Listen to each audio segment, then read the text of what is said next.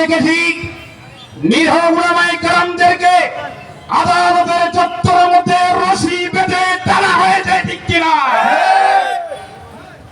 ইসলামী আন্দোলন বাংলাদেশ দেশ এবং জাতি মানবতার কল্যাণে কাজ করে থাকে। দীর্ঘদিন অপেক্ষা করার পর উলামায়ে কেরামের চোখের পানি ফেলার পর আমরা দেখেছি গত 5 আগস্টে যে ছাত্রদের উপর বর্বরিত হামলা করা হয়েছে, আপনারা দেখেছেন। যখন বৈষম্য ছাত্র অধিকার যখন তাদের কাজ শুরু করেছে,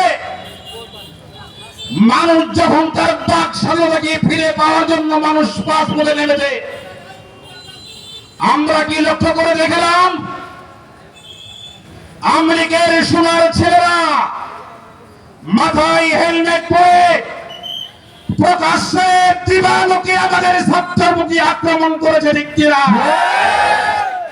আমরা দেখেছি রাতের আধারে দিনের প্রকাশ্যে দিবালোকে নিরীহ ছাত্রদেরকে গুম করা হয়েছে, ঠিক কিনা? আমরা দেখেছি বৈষম্য ছাত্র অধিকার যারা তাদের অধিকারকে বাস্তবায়ন করার জন্য যারা যখন রাজপথে নেমেছিল, ওই আমলিক পেটুয়া বাহিনী তারা ছাত্রদেরকে আক্রমণ করেছে।